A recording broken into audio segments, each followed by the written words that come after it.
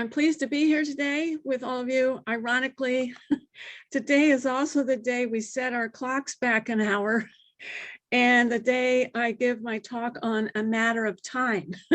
So this is all about time, but I've never done very well with time. I admit I have trouble with time, and I'm capitalizing time. That's capital T-I-M-E. It's like an essence to be dealt with for me. I simply seem to have an inability to know how much time it will take to complete a certain task or start a certain task. So my estimates can be way off, which can be frustrating. I often end up being short on time or wasting valuable time on certain endeavors, but I'm getting better as I age. I'm more conscious of time, more careful with time. In fact, our physical and spiritual lives on this planet are governed by two types of time, linear time and abstract time, which we will discuss. Here are some commonly used expressions about time that most of us have heard before. Regarding linear time, number one, time waits for no man. Number two, time is of the essence. My mother used to say this on school mornings. And three, no time like the present. And four, time is the enemy, is our enemy. And five, the pop star Annie Lennox sings, quote, and the minutes can't make up their mind just how long they'd like to be.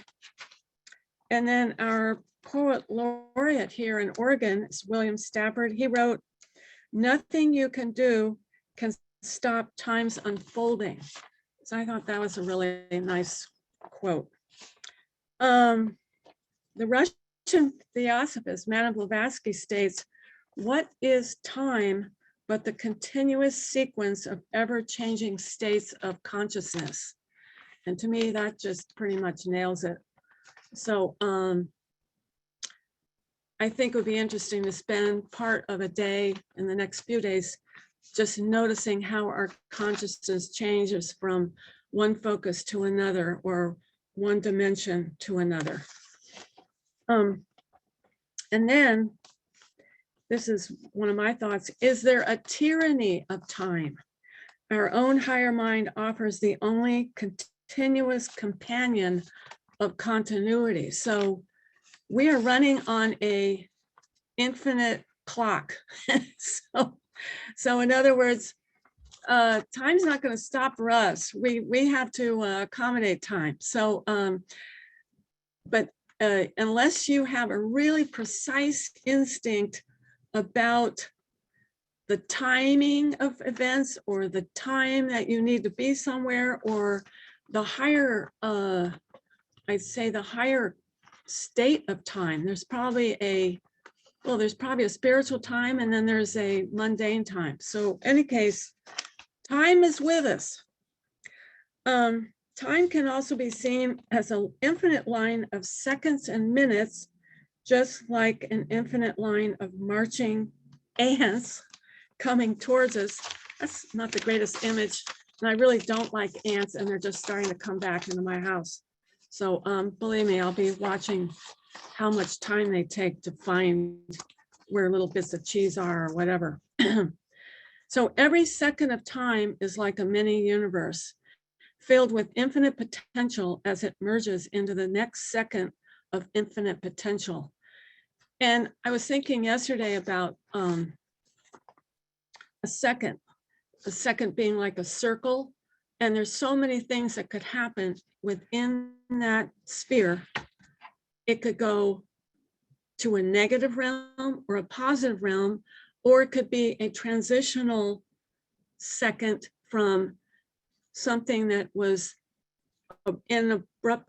abruptly cut off, or conversely, something that is allowed to be started.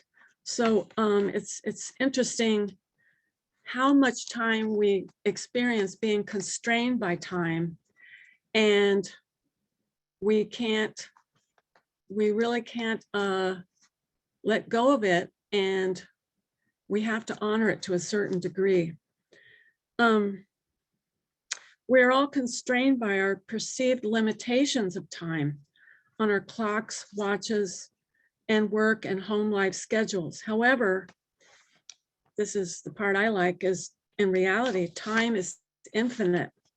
If we relax and just focus on this concept, there would be a lot more of a flow to our actions and reactions.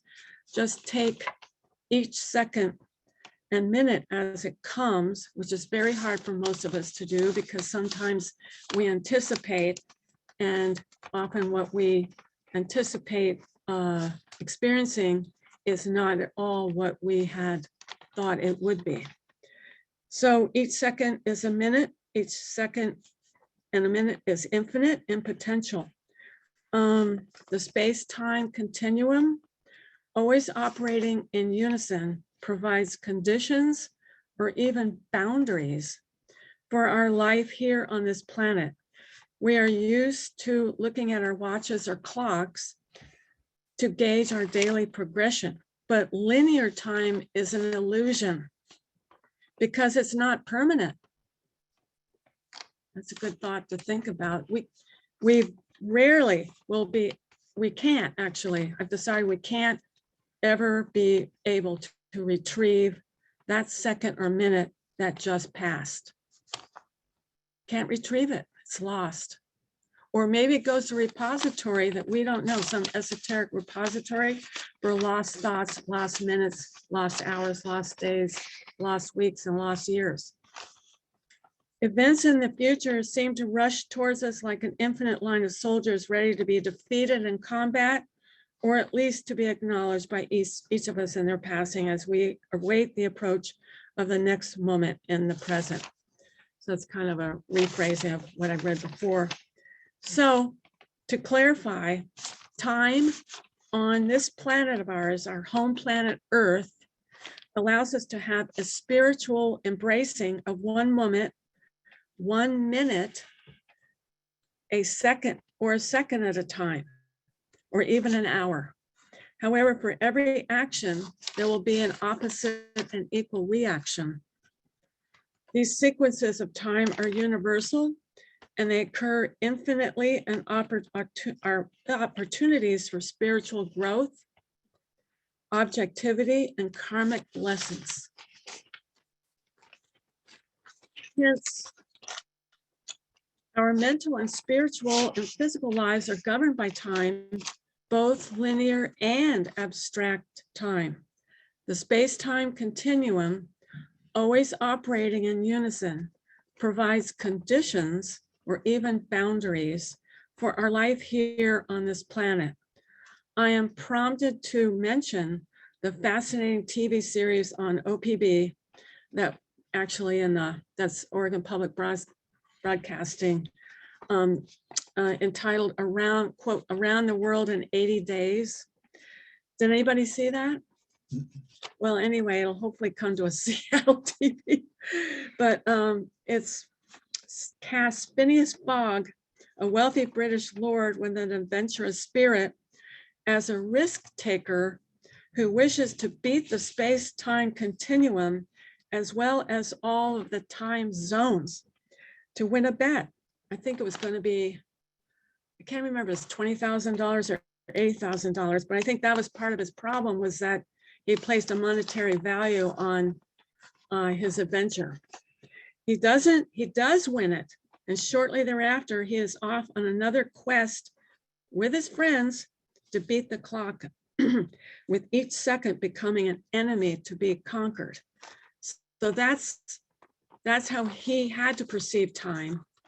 But on the other hand, we could, as Theosophists, take advantage of developing that higher mind and greet each second or each minute or each hour as it comes to pass on our pathway as perhaps a welcoming adventure. And we should just learn how to simply accept time as it is. To restate this idea, events in the future seem to march towards us, just like, as I mentioned, lines of emotion, thought, realizations, or lines of soldiers to be acknowledged by each of us to deal harmoniously with the one by one line of minutes in the present.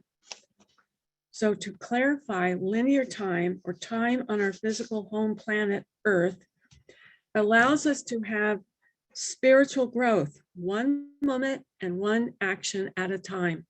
However, for every action, there is an opposite and equal reaction. These sequences are universal. They occur ad infinitum and offer up opportunities for spiritual growth. Finally, abstract nonlinear time, which Dr. Eben Alexander in his books, Proof of Heaven and the Map of Heaven, which we studied as a group, I think it was last year. Right. Yeah. Describes as, quote, the time of heaven or the time dimension that we enter when we leave this body allows for full expression of our previous lives, past lives, experiences, and learned lessons. The end, but it's not the end of time. We're not there.